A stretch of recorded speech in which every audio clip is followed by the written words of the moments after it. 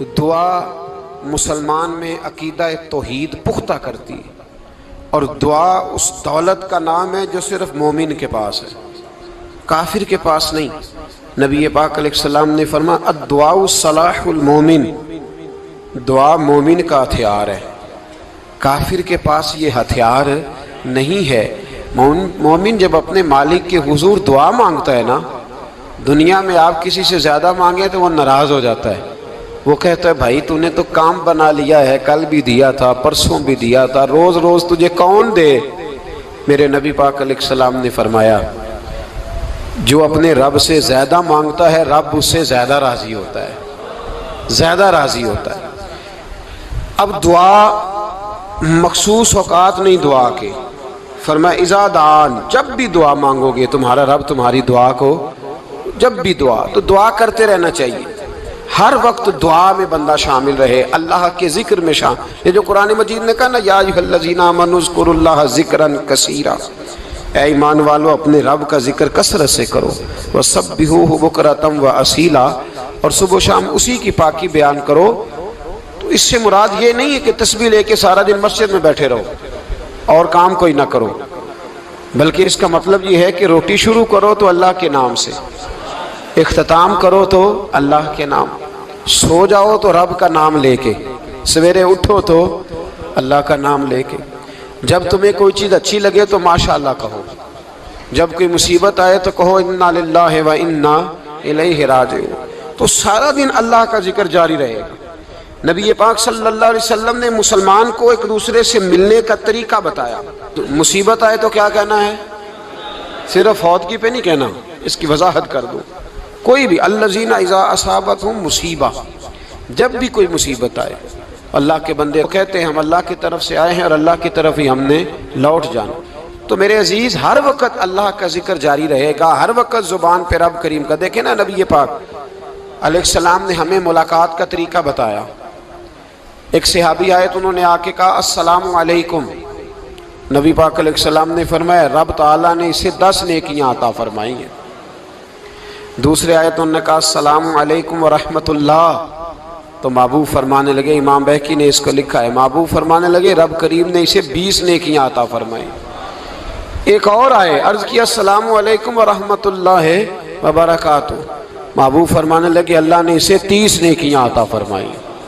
اچھا اس کا مطلب کیا ہے؟ السلام علیکم، تم پر سلامتی ہو، سادہ ترجمہ یہ ہے کہ تم سلامت رہو، تم سلامت رہو، ورحمۃ اللہ وبرکاتہ، تم پر اللہ کی رحمت بھی ہو اور اس کی برکتیں بھی ہو۔ وہ کیا کہتا ہے؟ وہ کہتا ہے وعلیکم السلام، تم پر بھی سلامتی ہو، ورحمۃ اللہ وبرکاتہ، اللہ کی رحمت ہو اور اس کی۔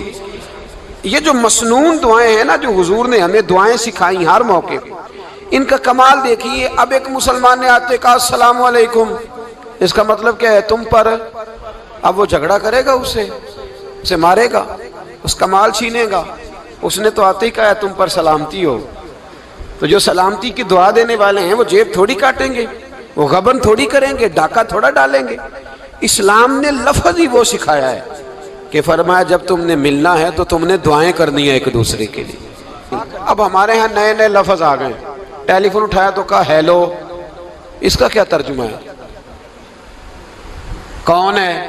اس کا کیا ترجمہ ہے؟ جی جناب، اس کا کیا مطلب؟ ہم نے دیکھا بڑے بڑے سمجھدار لوگ السلام علیکم کی بجائے کہتے ہیں کیا حال ہے؟ بھائی کیا عجیب بات ہے، بھائی کیا حال ہے کا کیا مطلب ہوا؟ وہ بعد میں کرنے کی بات ہے۔ اور کچھ تھوڑا سا جو ادیب ہیں، جو بیچارے حروف کے پیچ و تاب میں رہتے ہیں، وہ کہتے ہیں آداب عرض ہے۔ وہ کیا ہوتا ہے جی؟ اسلام نے دعا سکھائی ہے السلام علیکم، یہ کتنی خوبصورت دعا ہے۔ جب آپ گھر کے اندر داخل ہوئے تو آپ نے دعا دی السلام علیکم، یہ دعا دی آپ۔ ایک صحابی حاضر خدمت ہوئے، عرض کی یا رسول اللہ صلی اللہ علیہ وسلم میرے گھر میں غربت رہتی ہے، کیا کروں؟ نبی پاک علیہ السلام نے فرمایا جب بھی گھر جایا کرنا گھر والوں سے سلام لیا کر، گھر والوں سے کیا کہا کر؟ السلام علیکم، جب بھی گھر جائے۔ یعنی گھر آیا، اب گھر والوں نے بتایا کہ ماچس کی ڈبیا تو لے آؤ۔ اب یہ دکان کونے پہ تھی گھر والے پہ، وہاں سے ماچس کی ڈبیا لے کے واپس گیا تو کہنے لگا السلام علیکم. پھر گھر والوں نے کہا ہو بتانا یاد ہی نہیں رہا, چینی بھی ختم ہو گئی ہے. تو یہ پھر گیا چینی لینے, لوٹ کے آیا تو کیا کہا؟ جب اللہ چاہتا ہے تو کہے, جب اللہ کے رسول چاہتے ہیں تو کہے. اس کا ترجمہ یہ ہے کہ تو کہہ, تو سلام لے. اللہ رسول چاہ رہے ہیں کہ تو سلام لے تاکہ تیرے گھر میں سلامتیاں ڈال دی جائیں. تو فرمایا سلام لینی ہے تو نے, اور ساتھ تو نے اس طرح کرنا ہے کہ 3 دفعہ سورۃ اخلاص کو پڑھنا ہے. امام قرطبی نے اس کو لکھا ہے. اس نے کہا حضور غربت بڑی ہے. غربت بڑی ہے تو کہ وظیفہ بتائیں. فرمایا جب بھی گھر جاؤ سلام لو اور 3 دفعہ سورۃ اخلاص پڑھو. وہ صحابی کہتے ہیں میں پکا ہو گیا. اب وہ کچھ دنوں کے بعد, کچھ عرصے کے بعد, کچھ مہینوں کے بعد واپس آئے تو صحابہ کرام علیہم رضوان فرماتے ہیں ہماری خواہش تھی کہ یہ کچھ بیان کرے, اب بتائے جو وظیفہ لے کے گیا تھا اس کا رزلٹ کیا نکلا. کہتے اس نے بڑی حیرت انگیز بات کی, حیرت انگیز عجیب انداز میں. کچھ لوگوں کا دل ہوتا ہے نا کہ مجھے ملے میرے پڑوسی کو نہ ملے, اور کچھ کا دل ہوتا ہے یار مجھے بھی ملا ہے اور الحمدللہ میرے پڑوسی کو ملا ہے. تو صحابی جب حاضر ہوئے تو صحابہ کہتے ہیں ہمیں تجسس تھا کہ یہ کچھ بتائیں. تو حضور نے فرمایا کیا حال ہے تیرا؟ کہا یا رسول اللہ کمال ہی ہو گئی ہے حضور, میں جب بھی گھر جاتا ہوں سلام لیتا ہوں اور 3 دفعہ سورۃ اخلاص پڑھتا ہوں. میں تو امیر ہو ہی گیا ہوں, میرے تو ہمسائے بھی امیر ہو گئے. کتنا پیارا ہے یہ جملہ, کتنا حسن ہے. اتنا اچھا لفظ کسی اور کے پاس ہے ہی نہیں جو الفاظ ہمیں ہمارے رسول نے عطا فرمایا. اس کو اپنائیے, اس کو اپنائیے. یہ الگ بات ہے کہ لوگ مطلب کے لیے سلوٹ کر لیتے ہیں بڑا سارا, لیکن مطلب کے لیے نہیں. جس کو جانے اس سے بھی سلام لیں, جس مسلمان کو نہیں جانتے اس سے بھی. تو نبی پاک نے ہمیں مسنون دعائیں سکھائیں.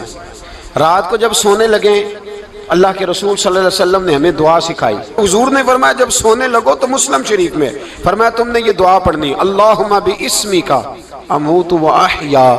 تم نے کہنا اے اللہ میں تیرے نام پر مرتا ہوں اور تیرے نام پر جیتا ہوں. نبی پاک صلی اللہ علیہ وسلم نے ایک حدیث میں فرمایا کہ یہ جو نیند ہے نا یہ موت کی چھوٹی بہن ہے, یہ موت کا ایک حصہ ہے. جس طرح انسان سو جائے تو کوئی خبر نہیں ہوتی کیا ہو رہا ہے, بالکل وہ اٹھا ہے تو اس نے کہا ہو یہ کیا ہوا. سو جاتا ہے نا آدمی, اسے خبر نہیں ہوتی. اوہو میں نے تو 11 بجے اٹھنا تھا, یہ تو 3 بج گئے. اب اسے خبر نہ رہی. سوتے ہوئے لوگ چوری کر لیتے ہیں, بلکہ اس طرح بھی ہوتا ہے کہ آدمی نے گکھڑ اترنا تھا, وہ پنڈی سے آ رہا تھا لیکن وہ سویا ہوا تھا. آنکھ تب کھلی جب کاموں کی آ گیا تھا. اب اس کا اس پر زور ہے تو فرمایا کیا پتا اب تو کھل گئی کاموں کی, جا کے لاہور جا کے کسی جگہ پہنچ کے تو یہ بھی ممکن ہے کہ کھلے ہی نہ, نیند ہی موت کا سبب بن جائے. تو تو کہہ کے سو کہ یا اللہ تیرے نام پہ سو رہا ہوں.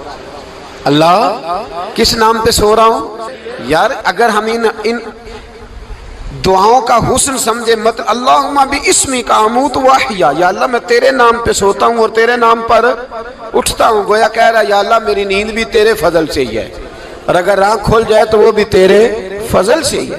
کتنا اعلیٰ نبی پاک علیہ السلام نے انداز سکھایا. اور پھر بخاری شریف میں حدیث موجود ہے, فرمایا جب اٹھو تو کہو الحمدللہ الذی احیانا احیانا بعد ما اماتنا والیہ النشور. فرمایا جب تم سو کے اٹھو تو پھر کہو اے اللہ ساری تعریفیں تیرے لیے, تمام تعریفیں جس نے ہمیں موت کے بعد حیات دی, موت کے بعد فرمایا احیانا بعد ما اماتنا, ہمیں مرنے کے بعد گویا اللہ کا شکر ادا کر کے آنکھ کھل گئی. دیکھیں کس طرح اسلام مسلمان کو اللہ کے ساتھ جوڑتا ہے. فرمایا شکر کر, آنکھ کھل گئی. کہ یا اللہ تیرا شکر ہے تو نے موت کے بعد ہمیں دوبارہ حیات عطا فرمائی, یہ شکر ادا کرو. گویا تم یہ نہ کہنا کہ میں اٹھ گیا ہوں تو میرا کمال ہے, یہ نہ سمجھنا میں اٹھ گیا ہوں تو میں بڑا پابند ہوں, جب میں ارادہ کر لوں کہ میں نے 11 بجے اٹھنا ہے تو پھر میں اٹھ جاتا ہوں. یہ نہ کہنا کہ یہ الارم بڑا اچھا ہے, یہ مجھے اٹھا لیتا ہے. ذہن کے اندر خیال کر کہ نیند تو موت کی طرح تھی, یہ جو میں اٹھ گیا ہوں تو اپنے رب کے فضل سے اٹھا ہوں. جو میں اٹھ گیا ہوں, جو ابھی اٹھے ہیں وہ تو بول دینا کم از کم کہ میں اپنے رب کے فضل سے اٹھ گیا. تو دعا سکھائی. پھر دیکھیے نبی پاک صلی اللہ علیہ وسلم نے فرمایا جب تم بیت الخلاء میں جاتے ہو نا, واش روم میں جاتے ہو, تو گندی چیزیں ہوتی ہیں وہاں، شیطان ہوتے ہیں، جنات ہوتے ہیں، یہ گندگی پہ ہوتے ہیں۔ جب تم واش روم جاؤ، بیت الخلاء جائے، تب بھی دعا مانگو۔ کیا دعا مانگو؟ وہ دعا بھی نبی پاک صلی اللہ علیہ وسلم نے ہمیں تعلیم فرمائی اور بخاری میں ہے، کہا پڑھا کرو، اللہم انی اعوذ بک من الخبث والخبائث۔ کہو اے اللہ، ناپاک چیزوں سے میں تیری پناہ مانگتا ہوں، وہ نر ہوں یا مادہ ہوں۔ اللہ میں تیری پناہ مانگتا ہوں۔ واش روم کے اندر بہت ساری بری چیزیں ہوتی ہیں، جوان میری بات پر توجہ فرمائیں، وہاں بہت ساری گندی چیزیں ہوتی ہیں۔ انسان کئی دفعہ واش روم میں جاتا ہے، اسے وسوسے زیادہ آتے ہیں، یہ نوٹ کریں میری بات کو۔ اصل میں نا ہم بات ڈھونڈ رہے ہیں علاج اپنی بیماریوں کا، حالانکہ علاج تو سارا مدینے والے رسول کے پاس موجود ہے، محبوب کے پاس ساری دوائیاں ہیں۔ تو نبی پاک علیہ السلام دیکھیں نا، انسان واش روم میں جاتا ہے، اسے وسوسے آتے ہیں، برے خیالات آتے ہیں، وہ گناہ کی طرف کئی دفعہ مائل ہوتا ہے، تو کہا تو دعا پڑھ کے جا، اللہم انی اعوذ بک، یا اللہ میں تیری پناہ مانگتا ہوں، من الخبث والخبائث، ہر خبیث اور بری چیز سے میں تیری پناہ مانگتا ہوں، وہ نر ہو یا یار۔ کتنا عظیم دین ہے، کتنا عظیم میرے مصطفیٰ کریم کا وہ والا دین ہے۔ اصل میں اللہ کرے بی اے پاس بچے کو بیت الخلاء کی دعا بھی یاد ہو جائے، ایسے یاد ہو جائے، اور اس کے ماں باپ سمجھ لیں کہ جوان ہو گیا ہے، تو اب ہو سکتا ہے اس کی طرف شیطان حملہ زیادہ کرے، اسے خراب کرنے کی کوشش کرے، تو لہٰذا اسے دعا سکھائی جائے تاکہ اس کو پہلے سے پتا ہو کہ میں نے اس بے ایمان سے بچنا کس طرح سے۔ اب آپ دیکھیے نبی پاک علیہ الصلوۃ والسلام نے ہمیں دعا سکھائی، مصنف ابن ابی شیبہ میں۔ کون سی دعا؟ واش روم سے نکلنے کی۔ اللہ اکبر، بڑی زبردست دعا ہے، بڑی زبردست۔ آپ یقین کریں اس ایک ایک دعا پر ایک ایک پورا بیان ہو سکتا ہے، ایک ایک۔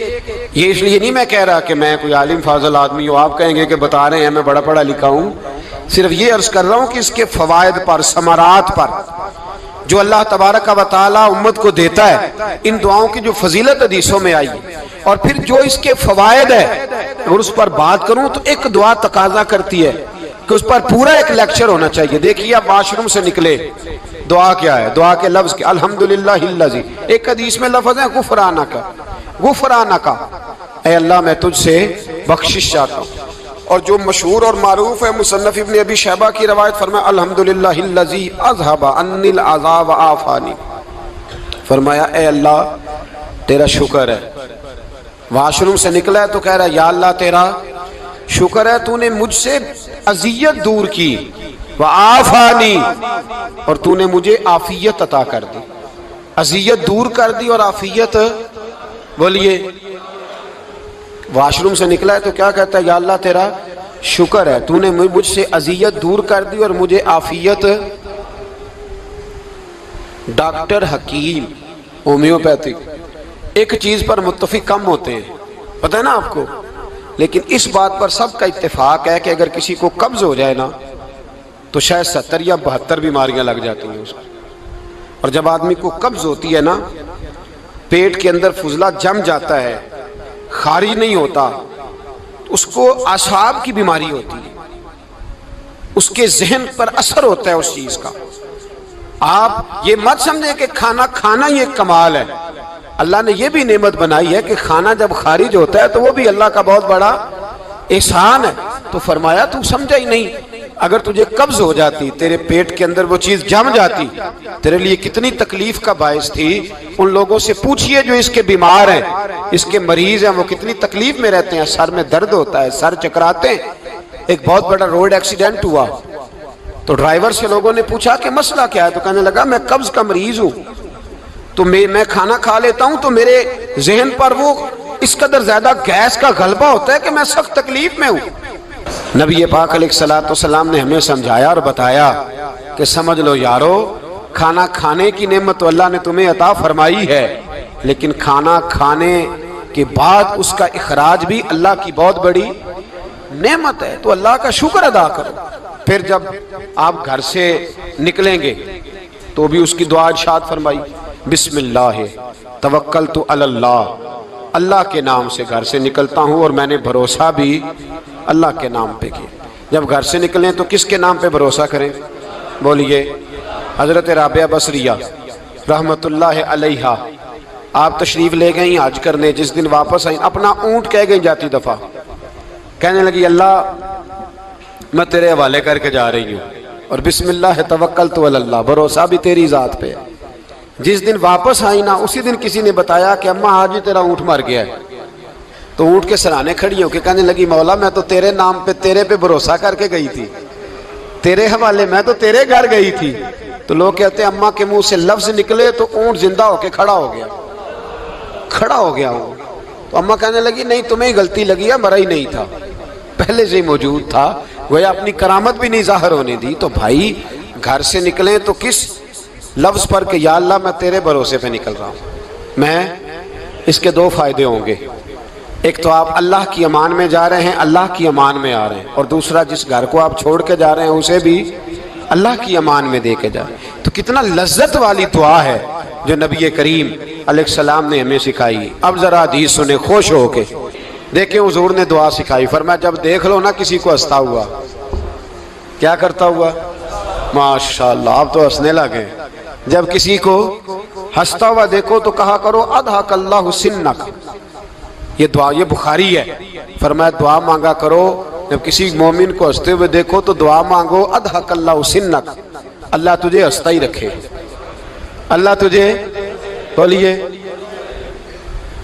جل نہ جایا کرو کہ میں پریشان ہوں تو یہ ہنس کیوں رہا ہے، جھلا نہ کرو، بلکہ کیا کہا کرو اللہ تجھے ہنستا رکھے، اللہ تجھے۔ نبی پاک صلی اللہ تعالی علیہ وآلہ وسلم نے فرمایا، ترمذی میں حضرت اسامہ بن زید رضی اللہ تعالیٰ عنہ سے حدیث مروی ہے، حضور نے فرمایا جس نے کسی کے ساتھ احسان کیا اور جس پر احسان کیا، اگر اس نے یہ دعا پڑھ دی نا جزاک اللہ خیرہ، تو فرمایا اس نے اللہ کی بھی پوری حمد کر دی اور محسن کا صحیح شکریہ بھی ادا کر دیا۔ کیا کہنا ہے؟ جزاک اللہ، اللہ تجھے بہترین جزا عطا کرے۔ اس کا ترجمہ کیا ہے؟ اللہ تجھے بہترین، کیونکہ حضور فرماتے ہیں من لم یشکر الناس ولم یشکر اللہ، جس نے بندوں کا شکریہ ادا نہیں کیا اس نے اللہ کا بھی شکریہ ادا نہیں کرنا۔ تو کیا کہنا چاہیے؟ جزاک اللہ خیرہ۔ اور اگر اماں کہتی ہو بچوں کو انگریزی سکھانی ہے تو کیا کہنا ہے پھر؟ شکریہ ادا کرنے میں کیا کہنا ہے؟ Thanks, thank you. او خدا کے اس کا ثواب کتنا ہے؟ بولے انگریزی ایک زبان ہے، اس کو زبان ہی رہنے دیں گے۔